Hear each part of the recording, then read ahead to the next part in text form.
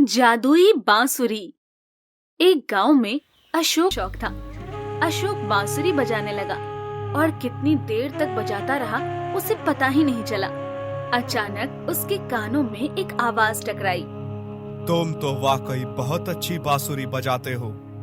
अशोक ने जैसे ही पलटकर देखा तो उसके सामने एक व्यक्ति खड़ा हुआ था जिसने अपने गले में सोने की चेन और सोने की घड़ी पहन रखी थी। कौन है आप?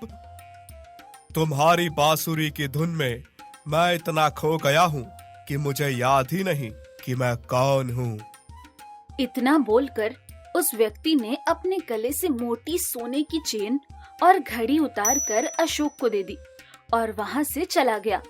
अशोक खुशी से चहकता हुआ अपने घर आ गया। जल्दी घर पर आते देख उसकी माँ उससे बोली, अशोक, मैंने तुमसे कहा था ना खेत में जाने के लिए, और ये तुम्हारे हाथ में क्या है? अब मेरे बुरे दिन खत्म हो गए माँ। आप मुझे हमेशा कामचोर बोलती थी। ये देखिए, सोने की चेन और सोने की घड़ी। अशोक के हाथ में इतना कीमती सामान देखकर उसकी माँ बुरी तरह से चौंकते हुए बोली, कहीं तुमने कोई चोरी तो नहीं की? नहीं माँ, मैंने कोई चोरी नहीं की। तो फिर तुम्हारे पास इतना कीमती सामान कैसे आया? अशोक सारी घटना अपनी माँ को बताने लगा। अशोक की बात सुनकर उसकी माँ उससे बोली, अशोक, मेरा कहना मान, ये बांसुरी वही फेंका। बेटा, सड़क पर पड़ी हुई चीज कभी नहीं उठाते। मुझे कुछ ठीक नहीं लग रहा। अरे माँ, कैसी बातें कर रही हैं आप? अब आप देखिए, मैं रोज बाहर जाकर अपनी बांसुरी की धुन से ही पैसे कमा कर लाऊंगा।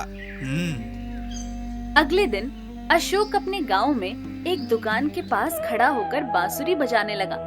कुछ ही देर में उस दुकान से एक व्यक्ति निकलकर बाहर आ गया और अशोक की ओर देखकर बोला, तुम्हारी बांसुरी की धुन सुनकर मुझे ऐसा लग रहा है मैं अपनी सारी दौलत तुम्हें सौंप दूं और तुम्हारी बांसुरी की धुन सुनता रहूं। अरे, आप तो बिरजू सुनार जी हैं ना? हाँ, मैं तुम्हारे लिए एक भेंट लाया हूँ। इतना बोलकर बिरजू सुनार ने कुछ सोने के आभूषण अशोक को पकड़ा दिए और दुकान के अंदर चला गया। अशोक खुशी से चहकता हुआ फिर अपने घर पर आ गया, जहाँ उसके पिता रमेश अब उसका इंतजार कर रहे थे। अशोक, तुम्हारे हाथ में इतने ढेर सारे सोने के आभूषण कहाँ से आए? सच सच बताओ, कहीं तुम कुछ उल्टा सीधा काम तो नहीं कर रहे? नहीं पिताजी, ये सब मेरे टैलेंट का कमाल है।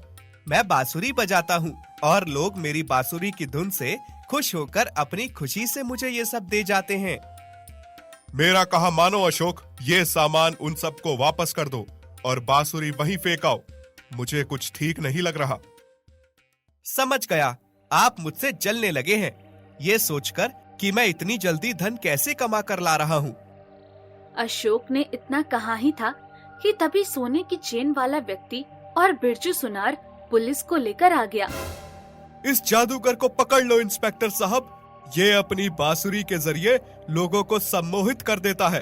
देखो, मेरे आभूषण इसके पास है और मेरी सोने की चेन और घड़ी भी इसके पास ही होगी। अशोक इंस्पेक्टर के सामने गिड़गिड़ाते हुए सारी घटना बताने लगा, मगर इंस्पेक्टर ने उस पर विश्वास नहीं किया। अच्छा, जब रंगे हाथों पकड़े गए तो झूठ बोल रहे हो? इंस्पेक्टर अशोक को पकड़कर उसके घर के बाहर लाया ही था कि तभी एक साधु इंस्पेक्टर की ओर